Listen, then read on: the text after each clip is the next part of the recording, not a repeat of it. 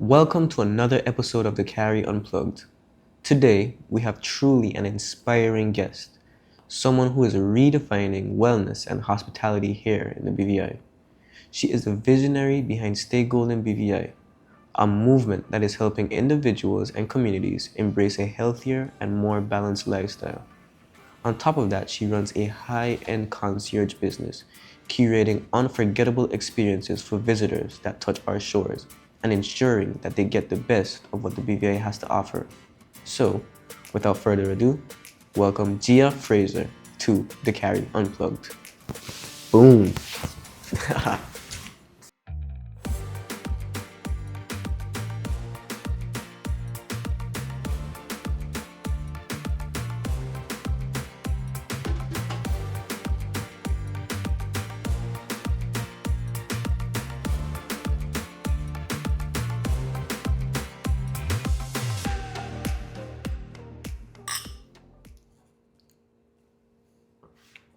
That's some good issue. That's So, Miss Gia Fraser, how are you? I am great. And yourself? I'm doing well. I'm doing well. Good. So we're gonna have a little, short little conversation about you and your adventures, your endeavors, I should say. Yeah. So you're known for Stay Golden BVI. Yeah. So can you tell us about the movement? Oh man. So Stay Golden BVI is not just a movement for me, but it was my personal mantra. Okay. So it's something that I actually did and said for many years to just uplift myself, make me feel more confident, more, I guess, in tone with my feelings. Makes So sense. Stay Golden BVI meant to me stay in love, stay in peace, stay high vibrational, stay in God. So when I say stay golden, golden is like a beautiful gem, right? So stay golden is like stay in that gem, stay Makes in sense. that. So what that gem looks like to me is peace, love, tranquility, harmony, stuff like that. Makes sense. Okay. So it's like a health and wellness movement. Absolutely. So what do you think in the BVI would be the biggest, health or wellness like that's troubling people, or let's say like a younger generation? I mean, I would say, well, okay. Stay Golden BVI targets 4 pillars, which is Okay. spiritual health, emotional health, mental health, and physical And health. physical health. Okay. Now, for me, that question, I would say physical health or mental health. Okay. Mental health more so. Because, mental health is like a taboo topic here in the yeah, Virgin Islands. yeah. I don't know why, but, back in the day, if I say, Dad, I want to go, or Mom, I want to go therapy, oh, you We crazy. need therapy. You Yeah, need we need therapy for, for. you have shelter, you have food. Yeah. What troubling you? What True, bothering true, you? true. So I think we don't really communicate too much about our real feelings. Like for me personally, for a very long time, I kind of like smile my way through things. I never talked about things. I never really handled the depth of my pain Makes or sense. what really bothered me. So I would say, I'm great, I'm good, and smile. Well, like deep down, it's not Yeah, really. but deep down is that I can't sleep. I'm crying. I can't go to bed because I'm not eating, because these things bothering me. But it's so taboo that I felt so uncomfortable really discussing how I felt about things. So why do you think we as Virgin Islanders or we as young Black people go through these type of emotions to not be able to communicate to, whether it be a loved one, a friend, parents? Like what do you think is that? Okay, that's a very wide question. Simply because I have so many answers to that question. Firstly, trust. We would tend to say, okay, I'm going to speak to a friend or even a family member, and then before you reach home, that conversation is Then literally the whole island yeah, know like your everybody already business. know Yeah. what you just discussed, and that kind of have a little reluctancy. Like you tend to like not want to Yeah. speak about anything because everyone will know about your business. That's the first things first. Secondly, we tend to be like, well, if you can't help, why even waste my time saying anything? So would it be a friend, a loved one, a teacher, even what you call it, a counselor at school? If you can't really help me, I tend to like, okay, I'll handle it myself. I handle it myself. Yeah. So that would look like writing poems. That would look like writing a story. That would look like Or making writing a song. Yeah. And that was me. You know what I'm saying? So I kind of, why I did this is because I really want to create the space that I didn't really have growing up. If that makes sense. I like that. I like that. Yeah. So, you do have your, what do you call them? The expos. Yeah, the Health and Wellness The Seminar health, and yeah. Expo. Yeah. So how do you usually, pick out the speakers who will, headline at the event? I pray on it. So far, all my speakers that has been, that, that did the honor of gracing the stage at every event, I have prayed on. And they just came to me. Or like I'll be like, Lord, like guide me to the right people. Lord, guide me. And then before you know it, I see Dr. Shalon Lewis. Yeah. Hey, Gia, and I'm like, hey, dun dun dun, ding Yeah, ding ding. yeah. Okay. Then you'll see different people. Reverend Devon Penn. I mean, there's so many of speakers that was able to grace the stage. Dr. Mike Turnbull. It's like I'm so grateful and thankful, but I really prayed on it. And so far, I have not made any move without consulting God. I like that. And that's what I'm trying to do, and that's what I've been trying to do for the past couple of years. Okay, I like that. So you do notice, impact or people getting better after these expos? Yeah. You have any like success stories at all? Man, I get a lot. I get them all. So there's a lady, an older lady. I truly respect and look up to her in so many different avenues. And she was like, I've been following you on Facebook. I've been following your journey, and I just want you to know that you really helped me be more confident in myself and knowing that what, I can go and get it. So she actually like resigned her job that she had and started her own thing. And she was like, I know it's not about the money for me. It's more about my peace. And that really made me feel so good because, that's literally what I'm trying to do. It's not about societal expectations. It's not about what the normal is in the Virgin Islands. It's about what is true to you and how you feel after doing it, or what it means to you versus someone else. Makes sense. I'd like to go back to like kind of like what we was talking about previously about the whole wellness and the mental thing, because I do know there are, let's say, a couple students or even adults who go through things that they genuinely can't talk about.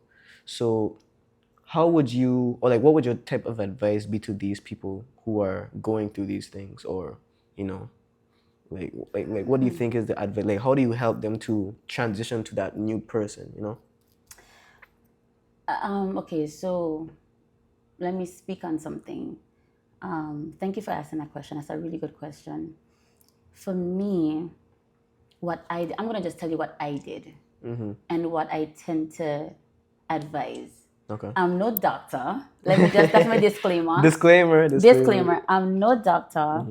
I'm just speaking solely on experience and what I've done that helped me. Now everyone is different, and this is why I also have doctors on my team that would allow me to assist in those different conversations. So, say for example, someone needs a deeper conversation done, then I would recommend one of the doctors on my team Who are actually trained in that. Who can actually, go through the whole walk with them and help them with the transition. Okay. Right? So I would start with, first of all, unmasking from self. Because what happens is we pretend so long that we believe that we're okay. So I would say taking off the mask with self. That's the first thing. Okay. And really acknowledging what the issues are. Acknowledging, okay, this is what bothers me. This is what I've been accepting. This is the nonsense that I'm dealing with right now, but I'm taking it on. I would say also set boundaries, set healthy boundaries. That looks like, hey, if your friends just call you after 11 and you need that peace, okay, hey, I would prefer if you call me before 8 p.m. Like 9 o'clock, something like that, yeah. 9 o'clock, my phone shuts off, unless it's an emergency. And as a friend, your friend would respect that boundary and be like, okay, I get it, no worries. Makes sense. Also, establishing your goals and what your core values are. What are your core values? What are your goals? Who is this person? Like when you remove title, when you remove motherhood, when you remove wife, whatever title you have attached to your name, when you remove all those things, who is left behind? That person I want to know who that person is. That's powerful. So that looks like when you're alone, you know, who are you? You know? And write it down. Write these things. I write down everything. Like journaling, right? Yeah, journaling. Okay. I write everything down. Whether I feel good, I feel bad, I write it down. And then I go back and really assess what my feelings were in this moment. Why did I react in this way? Why am I being reactive and not responsive? Why am I not taking the time to really listen to what this person is saying? Why am I deflecting right now? Why am I being defensive? All these questions I used to ask myself, and I wrote them down. Okay. So that's something that I would tell persons, whether a teenager or an adult, write these things down. I really think about these things, and then really figure out who you are at a core, and that would help you navigate life now, because now you're not being anyone else but you. You know. So you don't have to like live up with this, persona that you're giving people. Okay. Yeah. Okay. So for me, just to throw it out there, for me, I had different friend groups.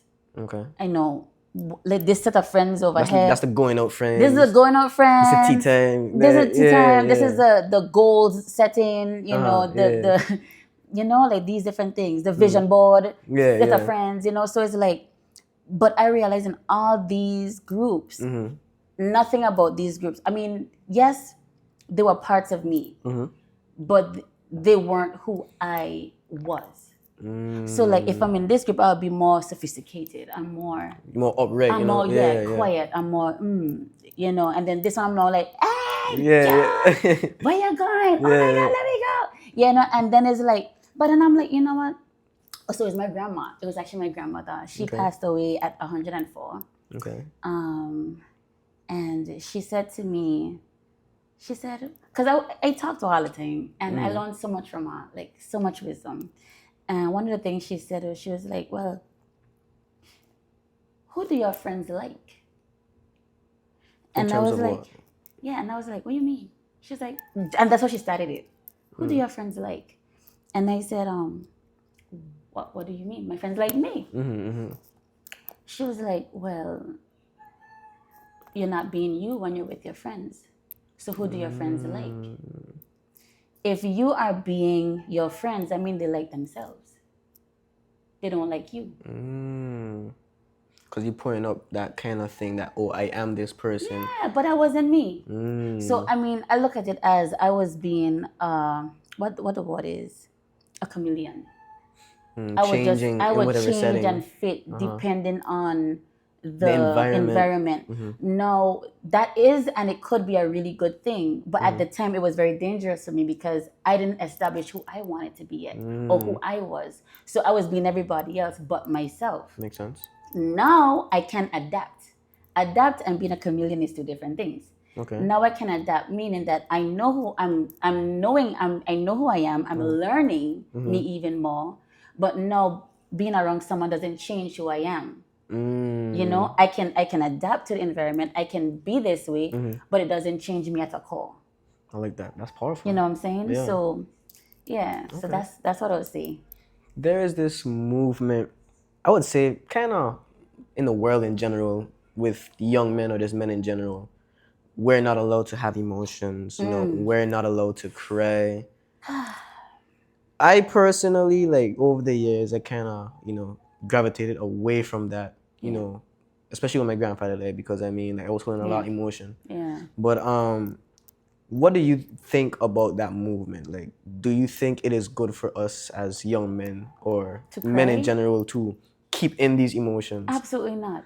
Because like how I personally think about it is, these are the reasons we have school shootings. Because these people are not able to express their emotions. Exactly. So now somebody bumped my foot, somebody stepped on my shoe. Like, I'm ready to kill the war. You know what I'm saying? Yeah. So what do you think about the movement? About not being able to? That's very touchy for me. Very touchy for me because, I have a dad who is very strong. My dad is my best friend. Okay. That's good. And, I love my dad. So all the men in my life, my friends and all these different things, I love them. And because I love them, I try to create a safe space so that they can express. That looks like my brother, that looks like my, my other half, So men tend to hold things in because they think, or some of them think, that women see them as weak. And if they want to be appealing to the other sex, they're going to tend to be what they think the other sex want. Makes sense. So a lot of them actually don't express themselves because they don't want to seem weak. They don't want to seem that way. So, but we as women, we also train them. Like, like for example, I have a son. I have a son and a daughter, and there was a time, he's now 6, but when he was younger, about 4, let's say, I didn't know when you're talking to your child and they start to cry before you don't even hit them up, but they just start to cry. And I'm like, why are you crying? Stop crying. Why are you crying? Stop crying. And now that I'm thinking about it, in that moment, I was literally telling him, it's not okay to cry.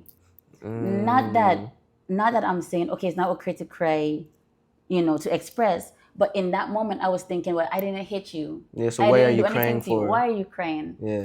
But then, as something very small as that could be translated differently. Whereas, say for example, your mom.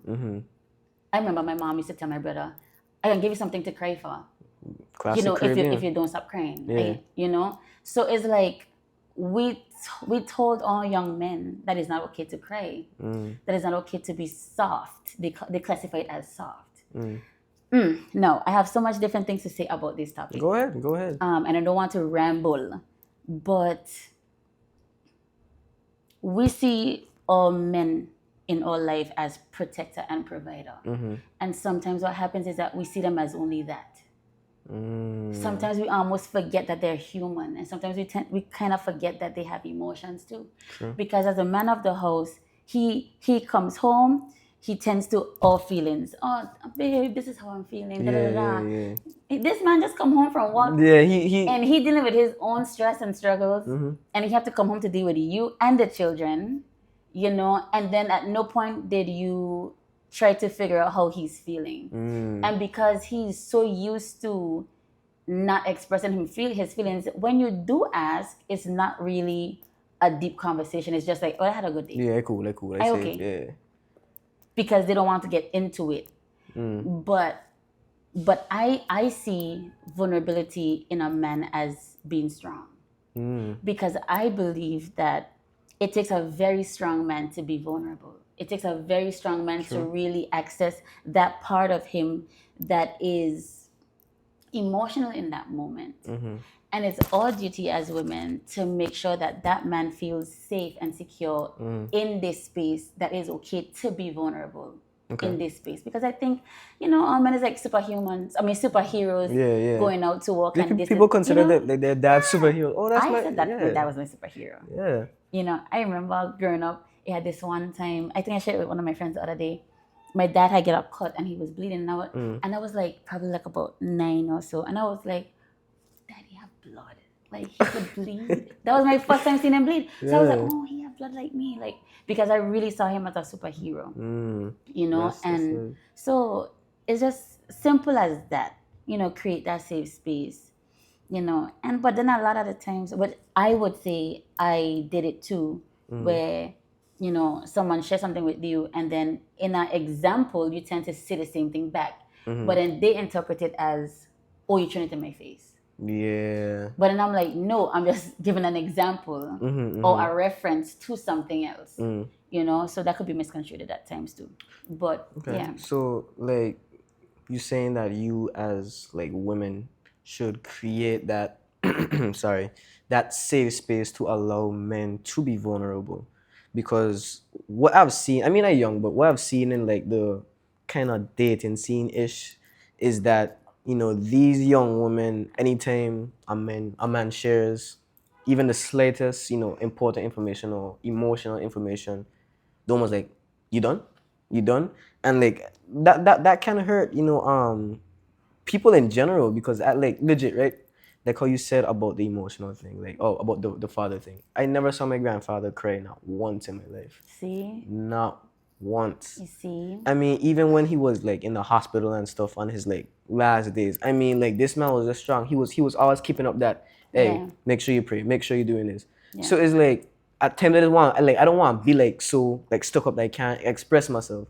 But I mean, there are times when he would lash out because yeah, he still is human. So times I scrape my foot. Hey, what you scraping your foot for? You understand? Yeah. But it was just like I admire to be so strong, but like at the same time, I want to be able to communicate and You be. need that balance. Yeah, yeah. And I think that balance is sometimes hard to find, but I feel like as I mature, Yeah, I'll find absolutely. it. And you said something very, very simple but profound. You said you want to be able to communicate. And that right there is the key, communication. Just a simple conversation with, your person or a woman, you can say, hey, this is how I'm feeling in this moment, and I'm learning because I've grown so much. I've been the person that hurt people in terms of thinking that, okay, well, you done? Yeah, That yeah, was me yeah, too. yeah. And we're all growing, we're all evolving, we're all learning new things. And because I didn't quite understand. But now as I'm getting up there, I don't want to tell Yeah, myself, but yeah, now I'm yeah. getting up there and I'm understanding, okay, well, communication is everything, communication is key. And once that person that you choose is as your life partner, the both of you sit down and have a conversation and be like, okay, this is how I'm feeling. This is what you said. I didn't quite understand what you meant. Can you say that in a different way? Or can you, repeat Yeah, yourself? I want yeah, to understand. So let's go a little bit deeper because right now I'm here and I don't understand where you're coming from. yeah, yeah. Conversations can really help with that because then you're able to see the man in a different light. Like, okay, well, this is what I meant when I said this. And this is what you said that hurt me. And be like, oh, so how did I hurt you? Like, what part of what I said hurt you? So vulnerability there's different layers to vulnerability. There's different layers to conversation. There's different layers to emotions. And we have to just tap into them based on what is necessary in the moment. But like how you said, communication is key. I also believe that the interpretation of what Yeah, is the being understanding. communicated, Yeah, because I mean, you could talk from now till Jesus come. that part. If nobody understands you, then it's kind of like a wasted breath. Absolutely. So we're gonna kind of transition into the other segment, which is basically about your concierge business. Yeah. Hospitality, because you are one of the hospitality stars in the Yes. BVI in the territory. Thank you. So what is the name of your concierge business? So it's Golden Journey Concierge Services. Okay. So yeah, like what's the motive or the motto behind. Okay, so Golden Journey Concierge Services is a brand that caters to business luxury. So what we do is we ensure that, accommodations, land and sea excursions, transportation, anything and everything that allows our guests to have a hands-off experience, we cater to. We want to serve. We want to make sure that they are, happy and they have a journey. They go through a journey with us, the experience, the overall experience. And that's one of my passions, my deepest passions. Wow. Yeah. Wow, that's lovely. It makes me happy because I love people. I love people, but most importantly, I love where I come from. And to be able to take people on a journey of my home means so much to me. So do you have any like memorable, I don't even know, like what would you call them? Like okay, let's say it's excursions. Do you have any like memorable guests that you had that made a specific request? Do you have anything like that? I have so much. I remember this one lady. She was staying at one of our villas. Well, one of the villas that we partner with. Yeah. Because we don't have villas. Okay. Yet. Yet. Speaking into existence. Absolutely, I'm manifesting. And at 2 a.m. She called, and she was like, one of the guests. There was like about 12 of them, and she was like, the pool is not warm, it's cold. This is 2 a.m. And I'm like, already, did you check the switch to make sure that the switch was flipped on? And she's like, yeah, the switch is flipped on. I said, okay, I'll be right there. I put on my uniform at 2 a.m. 2 a.m. and drove to the villa, and the switch was actually off. Wow. The switch was actually off, but I switched it on, and then I waited until the water got warm. And when it was warm, I asked them to check to make sure it's how they would like it. And they said yes. I said, okay, is there anything else you would like me to assist you with before I leave? And they were like, no, that's all. And I left. And that's one of the things they talked about. Like, even now they call me the island sister. They email me, how are you feeling? How are you faring, my island sister? Yeah. I'm thinking of coming on and stuff like that. But that's something she always talks about. Because I've had several recommendations from that one group. Wow. And all of the guests were talking about, oh, you're the girl that came at 2 a.m. to just make the pool warm. Yeah. It's just simple as that. Attention to detail, just to make sure that they're comfortable and they feel safe and they feel like they make the right choice. So how do you balance, the luxury experience with the authentic vibe of like the BVI experience and the BVI for what it is? Like, how do you balance that? First things first, all guests don't just come for the views. True. They do. Yes, it's a bonus. It's a beautiful bonus. They don't just come for the views. They come for the people. They come to experience the culture. They come to experience that warmth, that authentic island vibe that only we can give. True. Here in the islands. So, that looks like a warm smile at the port. That looks like when you arrive, like, and you see them looking around, like, you just stop in your vehicle and say, hey, are you looking for something in particular? Yeah. Just as simple as that. You're a bystander just driving by. Yeah. But you see they look confused. It's, it helps their journey. Like, oh, wow, somebody randomly just stop and say, hey, would you like assistance? And that made my day, True. As simple as it may seem, it goes a very, very long way. And only we could do that. Because I constantly hear persons say, I'm well-traveled. But here is my favorite place. And it's not because you guys have the most pristine views or anything like that, but the people are so much more nicer and so much more friendly and helpful and welcoming. And I feel like family. And that's every guest that I've dealt with has always said they felt like they were family. Wow. And that's what we possess here in the British Virgin Islands. Which and is home away from home. Home away from home. And we need to really hone on that and really capitalize on that because they can't find that nowhere else. So, touching on that home away from home point, how important do you think it is for us to shape that hospitality, to grow our tourism sector in the BVI? It's very important.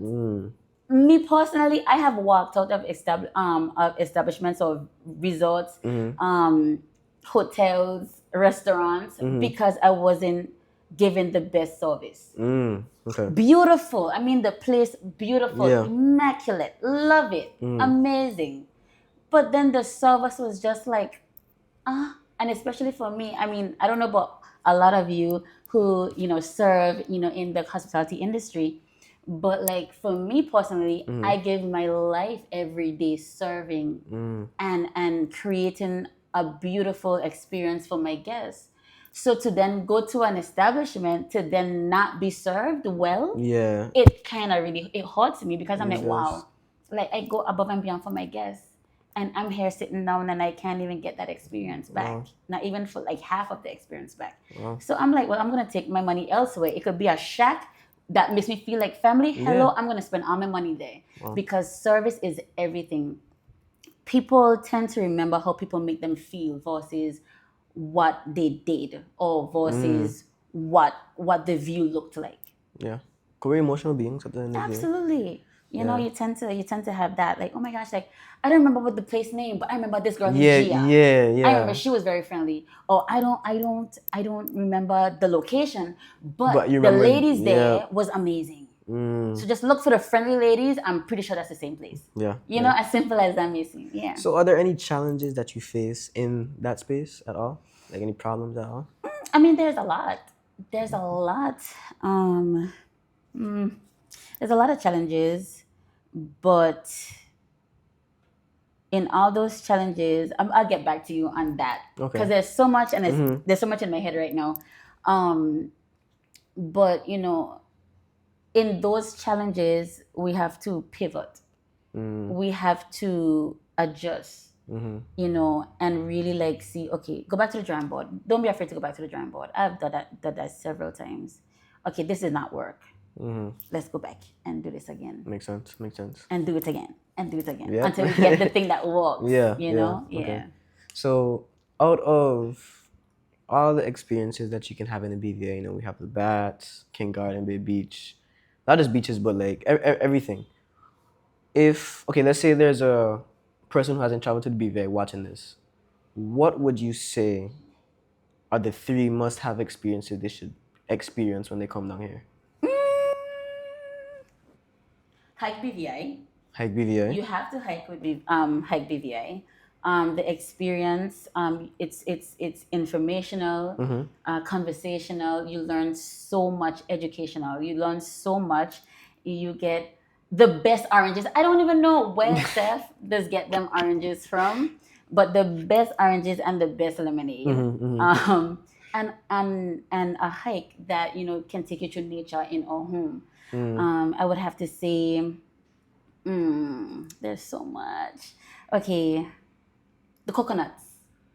Taste the coconuts. Okay. Whether it be from Olympia, or the guy Crazy Nuts. Crazy Nuts. I don't think I've heard that. I don't know, but taste the coconuts. Get that natural feel. I know it may seem really simple, but all my guests, they always talk about the coconut at the end of the trip. I don't know what it is, but I mean, yes, I get it because where they're from, they probably don't have coconut trees. They don't have that luxury. And if they get the coconut jelly, it's in a actual store. It's not fresh and stuff like that. You don't have to cut the coconut thing and you got you have to actually see the people don't cut the coconut for you.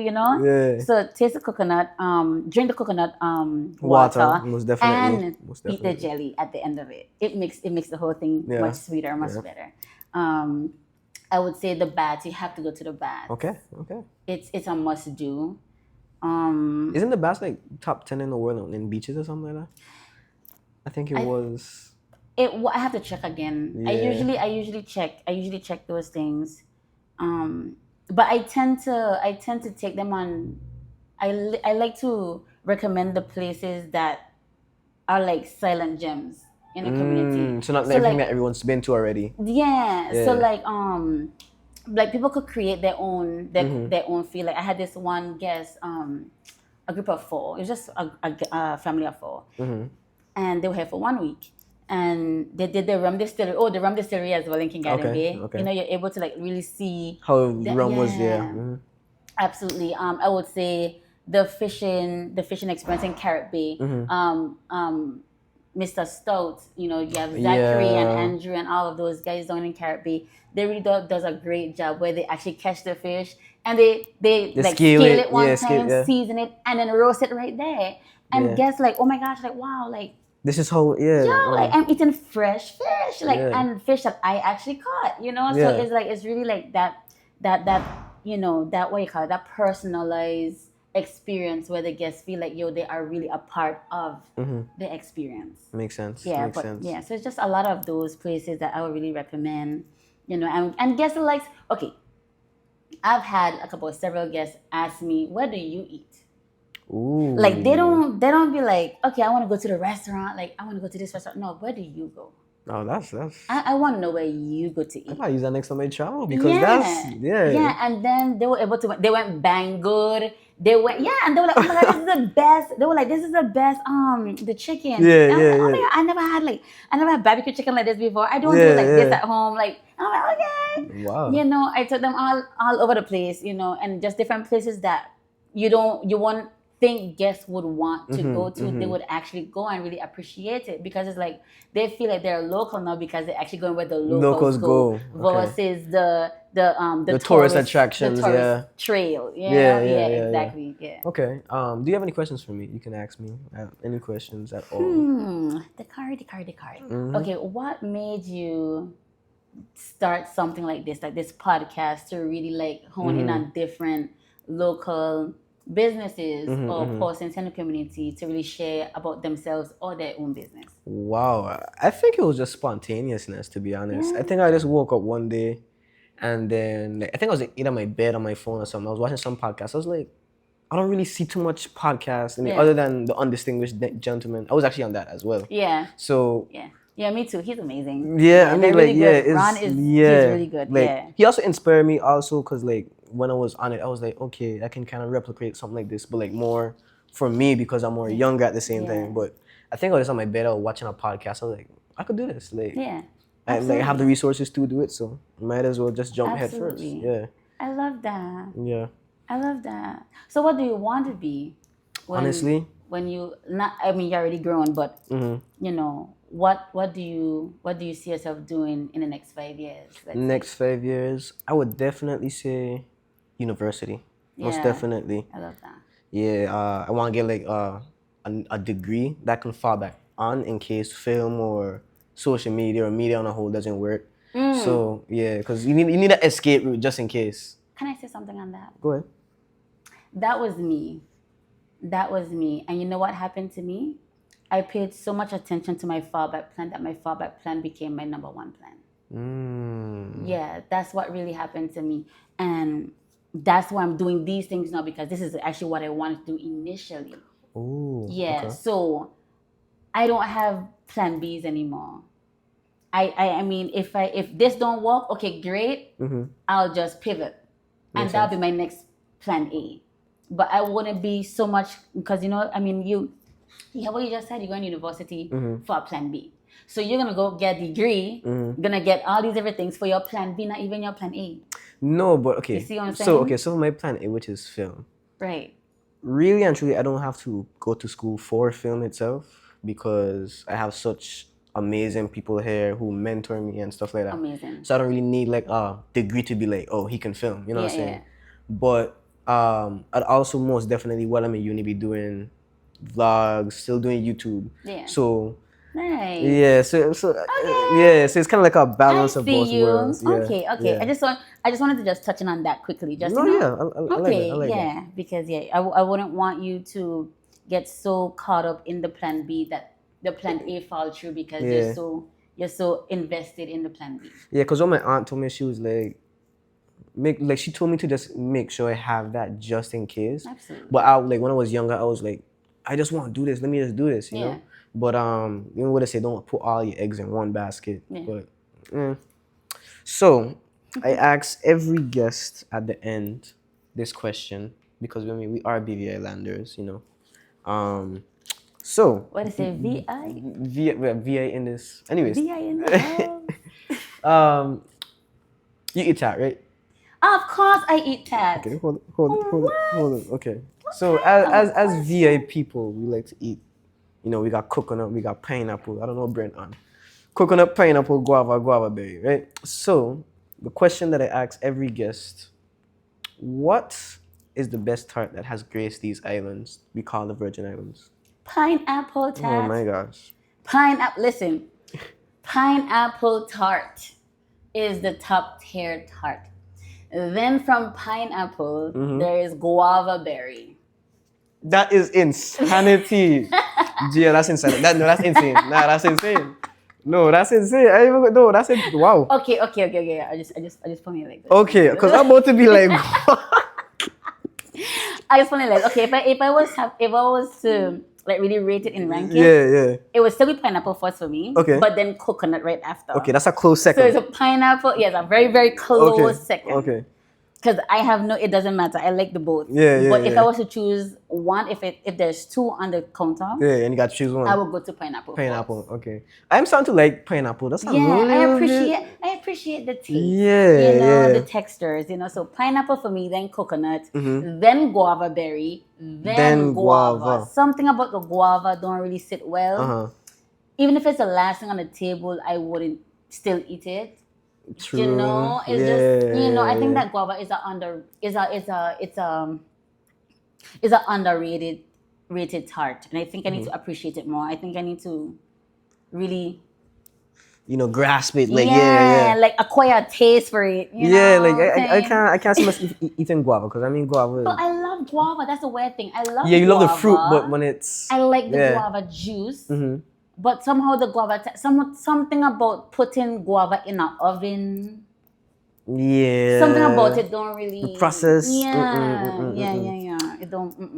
But okay, have you ever tried? Let's see, mango or kiwi tart? No, but I heard it's really good. I don't know about that. I never tried it, but I know. I heard someone. I heard a guest. Mm-hmm. A guest was actually telling me about the guava. I mean, the kiwi tart, not the mango, but the kiwi tart. And she was saying that she does it, but how she was saying is that it's tart, but it's not like the open tart like we know it. It's like a patty like. Oh. So it's like it's almost like a pastry. So I'm like, okay.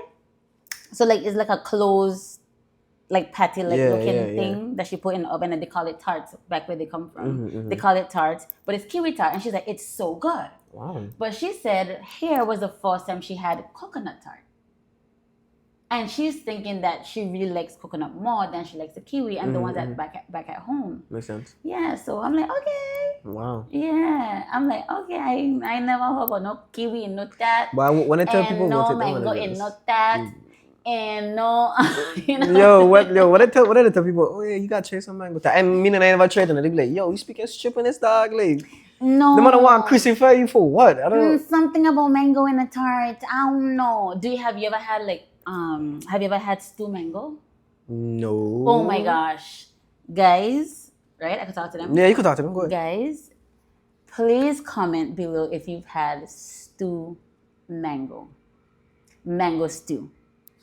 Let me know. I'm pretty sure everybody from Caribbean had stew mango. I'm from Caribbean. Okay. Born and raised. And that was our thing. Stew mango. Yeah, man. And when you're done stew it up and thing, you could stir it in the freezer.